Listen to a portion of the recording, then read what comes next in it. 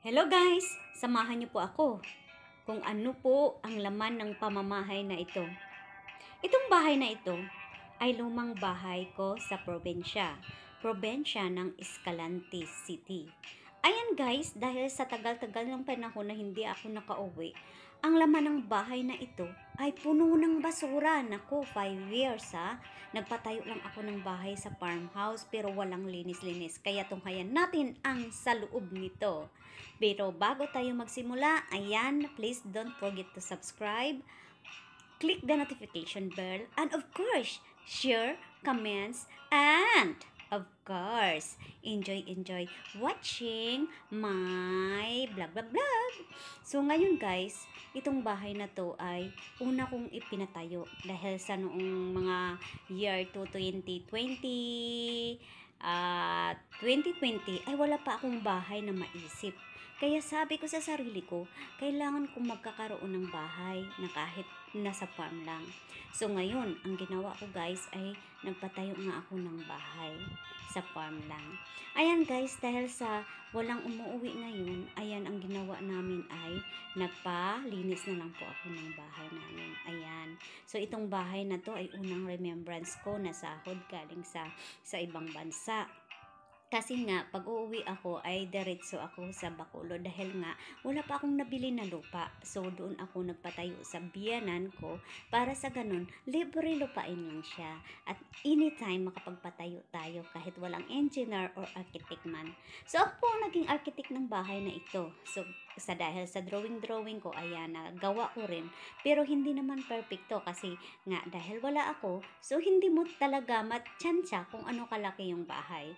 So ngayon guys, pinalinisan ko to dahil sa sobrang dumi talaga. Mayroong mga butiki na dumi, mayroong mga ibon na nagtitira na sa bahay. Ayun, madaming langgam na mga itim na nag-ikot-ikot, pati na mga boxes ay hindi pa nabuksan. Nako, sayang naman no, dahil sa tagal ko nga sa ibang bansa, hindi ko na magamit-gamit yung aking mga gamit. Siguro pag uwi ko, yung iba ay pamimigay ko na lang para sa ganun kahit pa paano ay mapapakinabangan naman.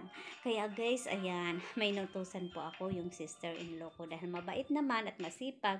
Ayan, syempre naman, kahit konti, bibigyan din natin, no? Pagod kaya maglinis, no? Ayan, dahil hindi naman marunong maglinis ng maayos yung aking anak, dahil yung anak ko ay nag-aaral. So, bali, minsan umuwi siya, pero hindi naman naglilinis. Ayan, kung minsan, kung ano na lang madampot, ayun na lang. So, ganun siya, guys. So, ayan, so, tuluyan na ako nagpapalinis ng bahay namin. Ayan, wash. Pag may time, yung mga kortina na nakakabit na ilang taon na hindi pa nalinis at nalabsahan mula sa pag-uwi ko hanggang nakaabot ng 2 years na hindi pa nalabhan. Ayan, ngayon lang siya nilabhan. O, diba? May ganun pala guys, no? May 2 years na walang labang-laba ang mga kortina. Pero enjoy lang tayo mga lalabs. Alam nyo, sa buhay kasi, minsan ganun talaga eh. Ang importante, pag inkes na uuwi ka, may uwian ka pa rin bahay na sasabihin mong sayo. Kahit na farmhouse lang yan, okay lang. Importante, may uwian ka someday. Ganun ba? Diba sa mga matatanda, mahilig sa mga farm. Ngayon walang mga ingay, yung makikita mo mga halamanan, yung mga magagandang kulay ng mga plants, ganun yun eh. Kailangan natin relax is the best, ganun. So, kailangan natin yun, alagaan pa rin kahit na malayo tayo. Pero siguro, one day, hindi ko rin alam kasi yung buhay, di pa, hindi natin alam yung buhay. Kaya minsan, sa buhay natin, expected na lang natin na kailangan, ayan, naglilinis-linis sila, ayan, naglinis yung aking anak at pamangkin ko sa paligid dahil ang mga damo ay napakadami na. Ayan, isa ko rin yung pamangkin, anak ng sister-in-law ko. Ayan, naglilinis sa loob ng bahay dahil napakadumi talaga mga lalabs, parang basura. Kaya inisa-isa niyang ipagkunin. Ang iba nga nagbasag-basag na. Ay, naku, kailan pa kaya ako mag-steady sa bahay na to? Pagkatapos, ayan, itong farmhouse na to, hindi ko na masyadong inuuwian kasi ngayon mayroon akong pinatayo na bahay sa city, sa Iloilo. Sa Iloilo kasi guys, ay parang comfortable ako kasi nandoon yung mga kapatid ko at anytime pwede akong pumunta sa mall, pwede akong yung anytime, instant lang siya talaga. Pero pag sa farmhouse kasi guys, is malayo, kailangan mo pang mag-ride ng tricycle. Kung wala kang sasakyan, kawawa ka rin naman kasi pamasahe mo pa lang, punta ka sa mga market, napakalayo talaga. Kaya ayan, parang bahay bakasyonan lang talaga to guys, kasi minsan nga masaya naman na mangunguha ka ng prutas, ng yung mga niyog o ano-ano pa yan dyan sa farm, di ba? Nai-enjoy naman minsan maligo ka sa dagat, ayun, pagkatapos long ride, ayan, pagkatapos madami ding enjoyment ang magagawa mo. Pero minsan kasi napakalayo lang sa akin kasi hindi ako nasanay na medyo malayo sa pamilya, kaya ang ginagawa ko lang ay tour house lang to. Ayan, o di ba? Oh, sino bang masabi na farmhouse to? O di ba, kung sa city pa yan, ang ganda na rin ng bahay na yan, di ba? Ayan po, simi bungalow kasi yan. Pag nakikita siya guys sa farm, alam mo yung sasabihin nila yung bahay ko ay parang ano siya, Chinese na model na house. Ayan, kasi nakikita talaga yung kulay na blue sa taas-taasan ng bubong. Kayo lang hindi ko siya tinapos, hindi ko siya pinanturahan sa labas kasi baka super ganda na siya.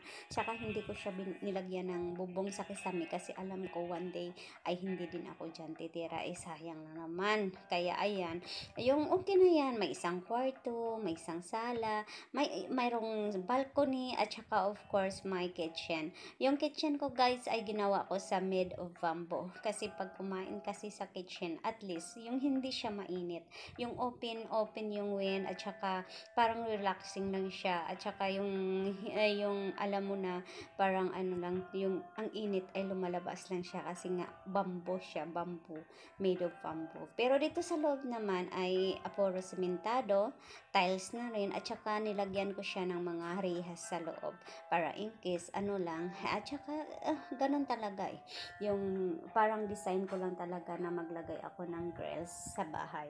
So ganun siya. Pagkatapos may sliding mirror ako, at saka yung iba naman ay made in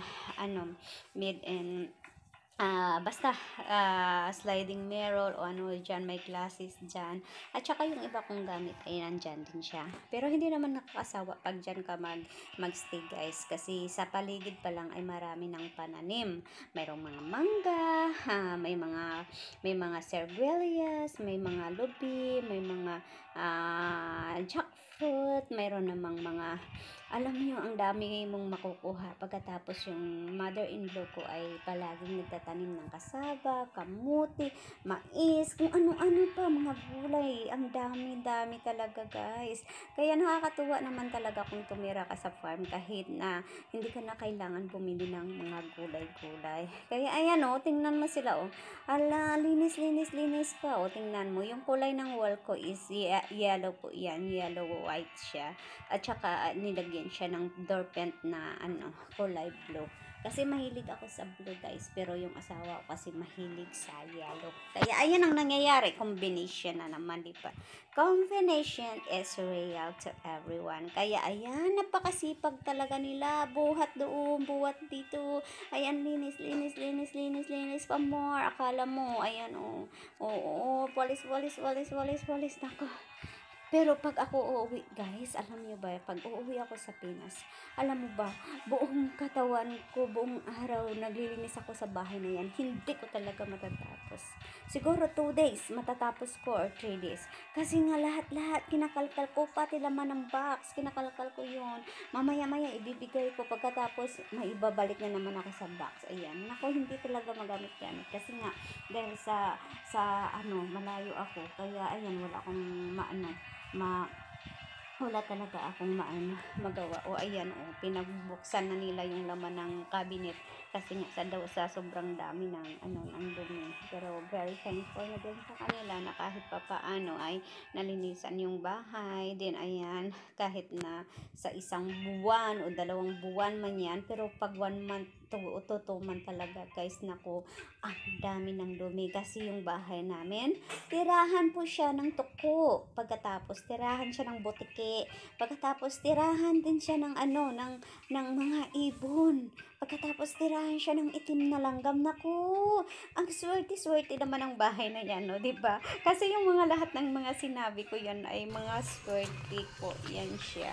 Kasi mayroong akong pinakinggan sa isang story na mga ano daw ang mga swerte na animals na nagstay sa bahay mo. Katulad ng palaka, papasok daw yung palaka sa bahay mo, swerte din yan. Yung mga idom, huwag lang yung uwak. Ayan, mga ibon daw nakatake-stay sa bahay mo. Lalo na kung puti, ay swerte-swerte din yan. Ayan, yung mga langgam na itim. Yun, swerte-swerte din yan. Huwag lang yung pula. Kasi malas daw yan. Kaya yung mga ganyang mga ibon, lalo na ko daw ay yung tipaklong. Tipaklong, isa rin swerte. Kapag pumasok sa bahay mo, dakitin mo siya, huwag mo siya patayin. Pagkatapos, kunin mo yung isang paa at hayaan mo siyang lumipad. Itago mo yung paa ng tipaklong sa loob ng yung sitaka. Ayan, swerte daw yun guys. Sa totoo lang, hindi ko pa yun alam. Pero minsan, nakikinig din ako. Minsan kasi mahilig ako manonood ng mga YouTube. Ayan, kung minsan mapuntahan ko talaga yung mga story behind sa YouTube na kung ano-ano dyan. Ayan, minsan pag nagustuhan ko, nakikinig ako. Kaya minsan makukunan mo rin ng aral.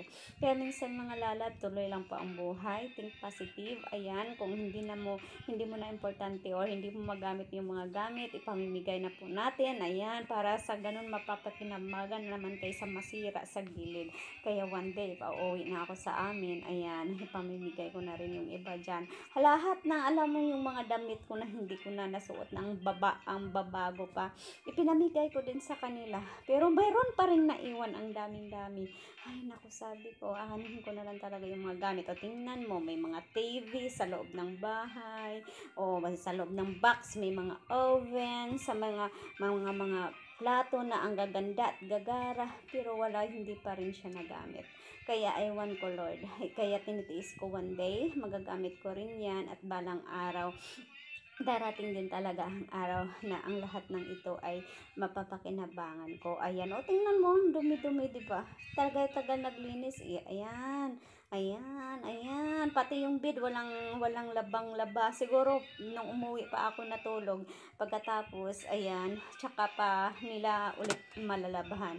Ayan, o tingnan mo, o di ba? Ay nako, ganun talaga eh.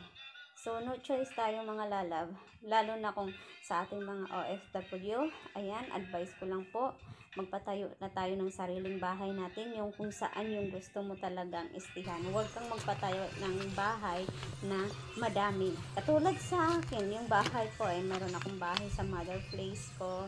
Pagkatapos dito naman may bahay ako, yung pinapakita ko yan, wala ring nakatira. Pagkatapos yung bago kong pinapatayo, ay nandun naman yung aking asawa, pero okay lang, at least may bahay siya. At saka yun ang inuuwian ko. So, I don't know kung ano yung plano ng anak ko sa bahay na to. Iwan ko din.